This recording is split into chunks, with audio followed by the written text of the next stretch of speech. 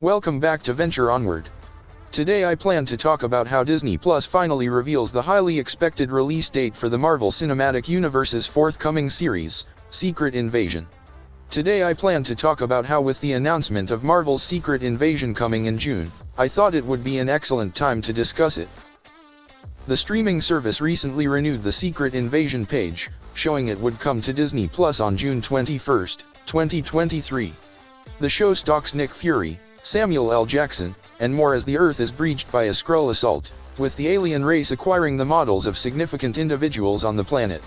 It comes just days after a statement specified Secret Invasion had experienced a pause with a change from May to June. In the comics, let's start by saying that if you haven't read Marvel's Civil War comic, it will get a little confusing. So, I will do what I can to get you a brief history. In Marvel's Civil War, the comic book series was a nearly long event with 7 issues that started in 2007 and went on to 2008. That also had a lot of tie-ins and was written by Mark Millar, who currently writes the story with his publication Millar World. In the narration, the new warriors of Night Thrasher, Namorita, Speedball, and Microbe, were battling a group of villains, Cobalt Man, Speed Freak, Coldheart, and Nitro, in Stamford, Connecticut, while filming a reality television show. Nitro, who can turn himself into a living bomb while then being able to reconstitute himself, caused a mass explosion killing more than 600 people, including schoolchildren and all of the new warriors except Speedball.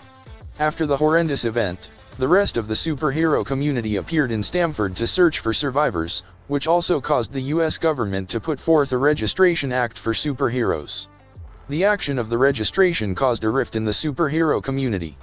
People for the registration would side with Iron Man, while those who opposed would side with Captain America. It was so good even Reed Richards and Sue Storm, from the Fantastic Four, took opposing sides. However, the husband and wife were more cordial with one another than Steve, Captain America, and Tony, aka Iron Man. After the Civil War, there was still tension, which led to the Secret Invasion event. Brian Michael Bendis wrote the main story. It concerns a treasonous, long-term invasion of Earth by longtime enemies of the Fantastic Four, the Skrulls, a cluster of green-skinned pointy-ears alien shapeshifters who have clandestinely substituted many superheroes and other prominent officials in the Marvel Universe with imposters for years before the now overt invasion. The invasion was orchestrated by Princess Varank, who claims that a prediction predicted the devastation of the Skrull homeworld. The current emperor, Dorek, exiles her to a penitentiary world for causing religious fanaticism.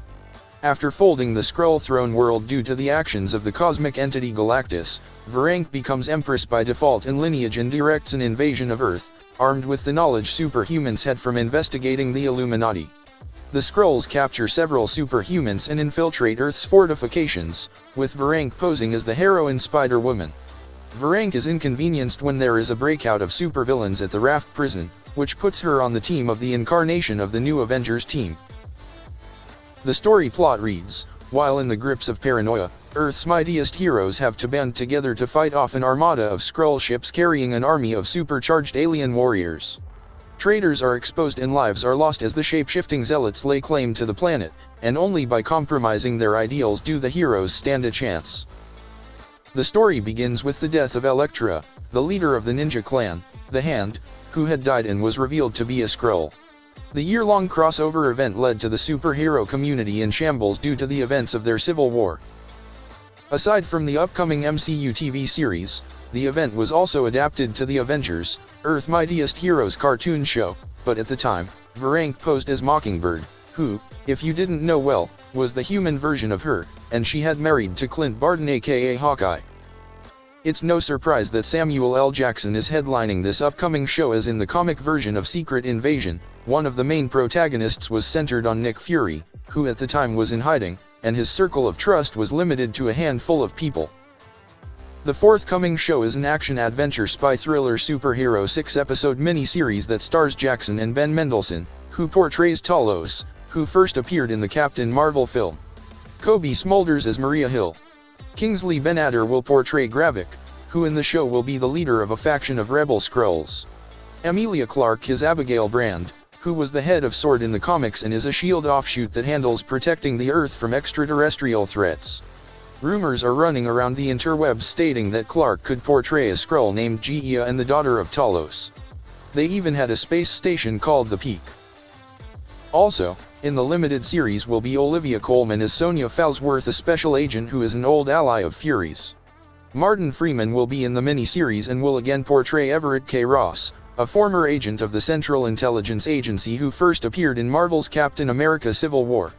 And Don Cheadle as James Rhodey Rhodes, an officer in the U.S. Air Force and Avenger who operates the War Machine armor, who first appeared in Iron Man 2.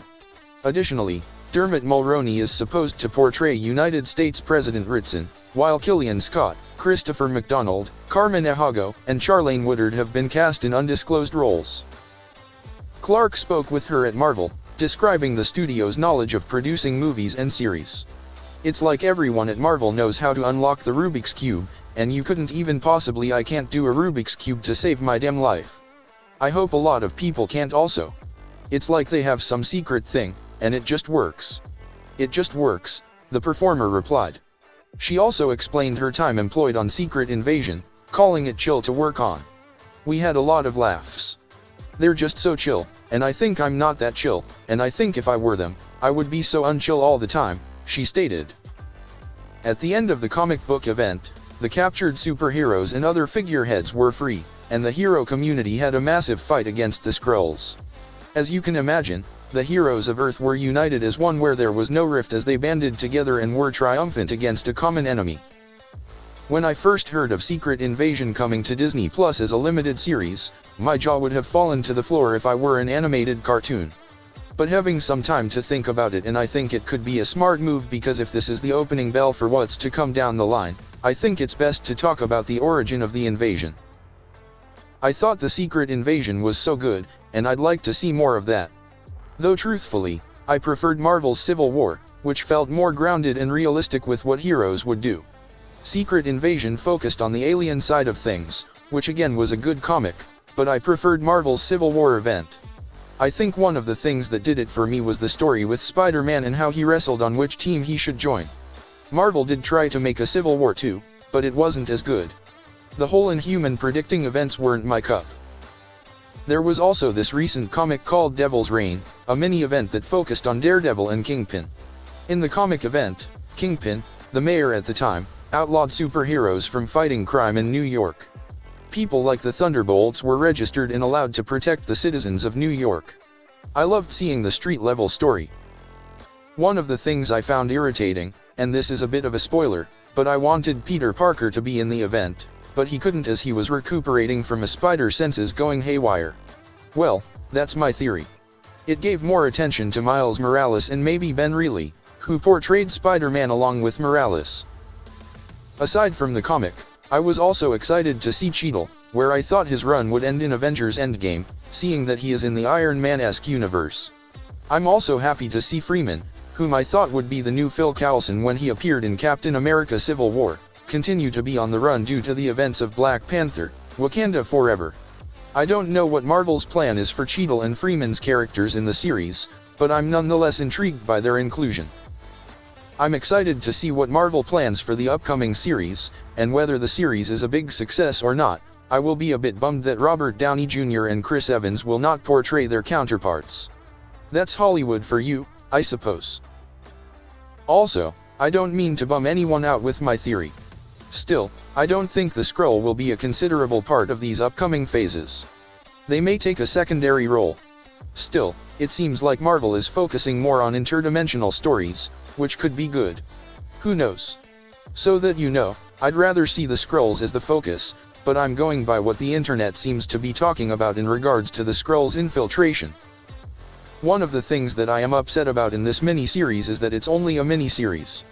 But I shouldn't be surprised, it seems like Marvel's thing now. Maybe it gets a second season, like Loki, if successful. Fingers crossed, it's a success. Well, that's it for now. Thank you for listening. Until next time, venture onward.